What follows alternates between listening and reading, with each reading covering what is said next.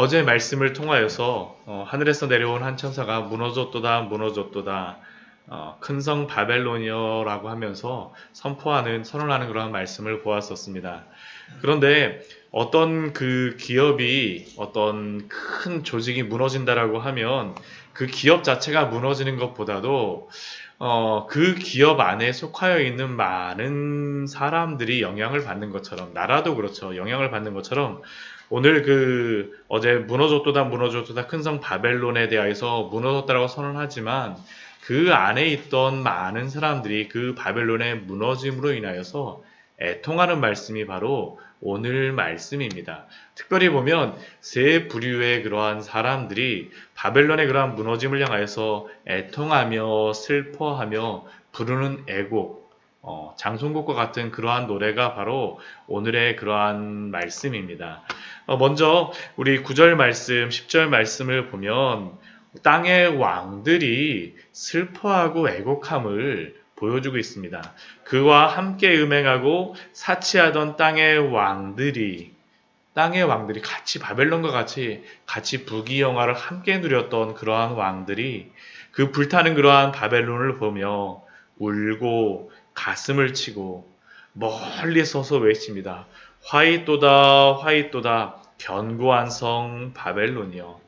무너질 것이다라고 절대 생각지 않았었는데 그 크고 견고한 성이 무너지다니. 그들의 고백이 무엇입니까? 한 시간에 내 심판이 이르렀다. 한순간에 무너졌다라는 것이죠. 또한 이 땅의 왕들뿐만 아니라 우리 11절 말씀을 보게 되면 땅의 상인들이 또한 슬퍼하며 애곡하고 있습니다. 땅의 왕들은 오늘날로 치면 정치인들이라든가 어떤 힘 있는 권력자들을 이야기한다면 이 땅의 상인들은 경제인들이라고 할 수 있죠. 땅의 상인들이 이 바벨론을 향하여서 울고 애통합니다. 그러나 바벨론 자체를 위해서 울고 애통하는 것보다는 바벨론이 그들의 상품을 샀었기 때문에, 그들의 상품을 사는 자가 더 이상 없기 때문에 그들은 울며 애통하죠. 그들이 그렇게 팔았던 그런 물건을 보게 되면 그냥 필요한 생필품들이라기보다는 다 사치품들이 나오는 것을 우리가 볼 수 있습니다. 12절 우리 처음에 말씀을 보게 되면 여러 보석이라든가 귀중품들을 갖다 그들이 팔았음을 알 수 있죠. 금과 은과 보석과 진주들, 굉장히 귀한 그러한 보석들을 그들이 팔았었는데 바벨론에 그것을 더 이상 살 사람들이 없습니다. 슬프고 애통합니다. 또 그 뒤에 보게 되면 또 귀중한 옷감들을 그들이 또한 판매하였었습니다. 세마포, 자주옷감, 비단과 붉은 옷감이요. 이 비단 같은 경우는 실크로드를 통하여서 이들에게 전하여졌던 그러한 것들인데 이 비단을 입을 수 있는 사람은 아무나 입을 수가 없겠죠. 그리고 또한 이 자주옷감, 붉은 옷감 같은 경우는 조개로부터 추출되는 그러한 염료를 통하여서 사용하기 때문에 웬만한 사람들은 사서 입을 수조차 없습니다. 그러니까 이 붉은 옷감, 자주옷감을 입었다라는 것 자체는 굉장한 부유층이라는 것을 말하고 있습니다. 사치를 굉장히 하는 사람들. 또한 이 뒤에 보게 되면 그 여러 가지 향목들, 가구들, 사치스러운 그런 것들이죠. 향목과 각종 상아 그릇이요, 값진 나무와 구리와 철과 대리석으로 만든 각종 그릇들. 상아 같은 경우는 요즘에도 코끼리에서 그러한 상아들을 취함으로 말미암아 코끼리가 멸종된다라고 하는데 이 시대에도 이게 굉장히 아마 유행이었던 것 같습니다. 상하의 그릇들 굉장히 비싸죠. 코끼리 한 마리와 가격이 같은 그러한 물건들. 그 뒤에 보게 되면 또한 향료들이 나옵니다. 계피와 향료와 향과 향유와 유향. 아무나 이러한 향수를 뿌리지 못하지 않습니까? 이러한 것들을 할 수 있는 그러한 바벨론. 또한 포도주와 감람류와 고운 밀가루와 고운 밀가루, 비싼 그러한 음식을 이야기합니다. 또 소와 양과 말과 수레와 종들과 사람의 영혼들이라. 가장 마지막에 있는 것이 눈에 띄지 않습니까? 가장 마지막에는 다른 것이 아니라 노예상으로서 사람을 판매하는 일들, 그러한 것들을 소비하였던 곳이 바로 이 바벨론이었습니다. 굉장히 사치스럽고 굉장히 죄악이 가득하였음을 판매하는 물건들을 통하여서도 알 수가 있죠. 그냥 먹고 사는 그러한 문제가 아니라 이 바벨론은 굉장히 그러한 사치의 그러한 나라였습니다. 이 바벨론으로 말미암아 이 상인들이 무엇을 어떻게 합니까? 우리 15절 말씀 보면 바벨론으로 말미암아 치부한 이 상품의 상인들이 또한 이들도 멀리 서서 울며 애곡하며 화이또다 화이또다 큰 성이여 그 세마포과 자주옷과 여러 가지 보석과 진주로 그러한 꾸몄던 그 바벨론이 어떻게 됩니까? 17절 말씀 보면 그러한 부가 한 시간에 망하였도다. 영원할 것이라고 생각하였는데 바벨론이 멸망하였을 뿐만 아니라 그들의 그러한 이 상인들의 그러한 모든 부도 같이 한순간에 멸망하였음에 대한 애곡이 바로 이 상인들의 노래입니다. 그들뿐만 아닙니다. 이 17절 뒷부분에 보게 되면 이 상인들의 물건을 나르는 사람들이 있었습니다. 선장과 각처를 다니는 선객들과 선원들과 바다에서 일하는 자들. 이들은 바벨론으로 인하여서 여러 가지 물건들을 팔므로 말미암아 많은 그러한 직업의 안정성을 가질 수 있었죠. 요즘에도 대학교 가는 그러한 좋은 대학들을 보게 되면 좋은 직장을 들어갈 수 있는 곳이 좋은 대학이라고 하지 않습니까? 이 선장과 각처를 나는 선객들과 선원들과 바다에서 사는 일하는 자들은 다른 자들이 아닙니다. 안정된 직장과 평안한 삶을 살 수 있는 그러한 노동자들. 그러나 그들도 외치기를 무엇입니까? 울며 애통하며 화이또다 화이또다 이 큰 성이여. 모든 사람들이 이 바벨론으로 말미암아 치부하였었는데 한순간에 망하였도다. 오늘 이 바벨론을 의지하여서 부유하였던 이 세 부류의 사람들을 통하여서 우리가 발견할 수 있는 그것이 무엇이겠습니까? 그것은 이 세상의 것들이 우리의 소망이 결코 될 수 없다라는 것을 알려주지 않습니까? 한순간에 망하였도다.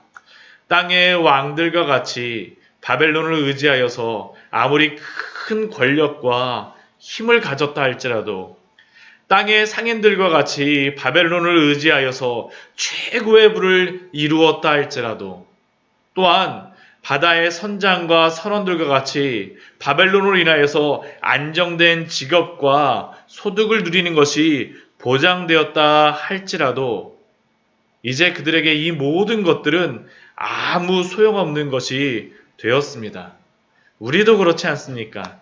우리의 인생을 하나님이 가져가 버리시면 저는 이사야서 2장 22절 말씀이 참 이러한 인생에 대해 생각해 볼 때마다 여러 가지 많은 생각을 하게 하는 것 같습니다. 우리 이사야서 2장 22절 말씀 같이 한번 보도록 할까요? 아마 많이 보셨던 그러한 말씀이실 겁니다. 이사야서 2장 22절 말씀입니다. 같이 한번 읽어보도록 하겠습니다.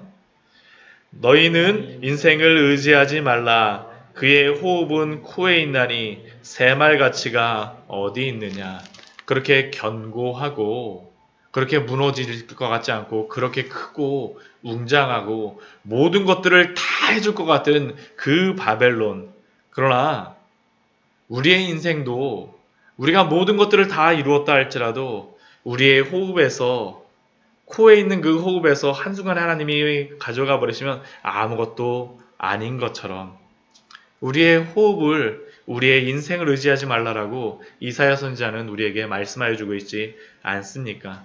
예수님도 또 이러한 말씀을 하셨었죠. 누가복음 12장 말씀을 보게 되면 이 부자에게 주시는 그러한 말씀이 있지 않습니까? 우리 누가복음 우리 12장 말씀 또 같이 한번 보도록 할까요?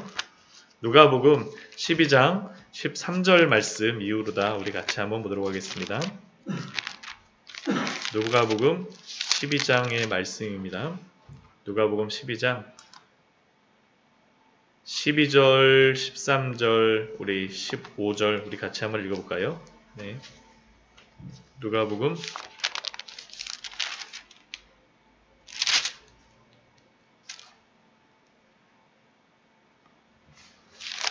12장 13절 말씀서부터 보겠습니다. 13절서부터 15절까지 말씀 같이 보겠습니다. 무리 중에 한 사람이 이르되 선생님 내 형을 명하여 유산을 나와 나누게 하소서 하니 이르시되 이 사람아 누가 너희의 재판장이나 물건 나누는 자로 세웠느냐 하시고 그들에게 이르시되 삼가 모든 탐심을 물리치라. 사람의 생명이 그 소유에 넉넉한 데 있지 아니하리라 하시고. 예수님께서 말씀하여 주시는 것이 무엇입니까? 내 형을 명하여서 유산을 나와 나누는 그러한 일들을 하여 주십시오. 예수님이 공평하게 하여 주십시오. 예수님이 그러한 말씀하시지 않으셨습니까? 라는 이러한 사람에 대하여서 예수님이 말씀하시는 것이 다른 것이 아닙니다. 내가 이 땅에 재판장이나 물건 나누러 오시는 자가 아니라는 것이죠. 그런데 우리는 어떻습니까? 예수님을 이 사람과 같이 재판장이나 물건 나누는 자로 만들기를 얼마나 원하며 이러한 목적을 위하여서 또한 우리가 얼마나 또한 기도하고 있습니까? 근데 예수님께서 무엇이라고 말씀하십니까? 삼가 모든 탐심을 물리치라. 사람의 생명이 그 소유에 넉넉한 데 있는 것이 아니라. 오늘 말씀의 땅의 왕들처럼 그 생명이 그 권력에 넉넉한 데 있지 않고 땅의 상인들처럼 그 생명이 돈에 넉넉한 데 있지 않고 바다의 사람들처럼 그 생명이 좋은 직장에 있지 않음을 또한 우리에게 말씀해 주고 있지 않습니까? 우리는 우리의 소망이라고 생각되었던 것들이 끊어질 때 참된 소망이 무엇인지 알게 될 것입니다. 오늘 말씀도 그렇죠.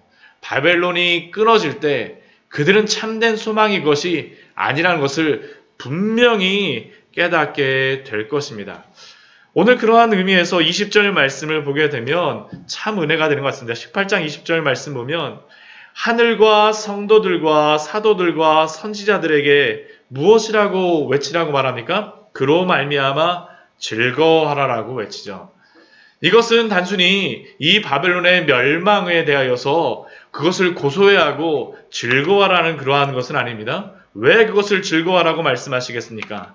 하나님의 그 공의로우심이 온전히 선포되었기 때문이죠. 하나님의 그러한 뜻들이 이루어졌기 때문입니다.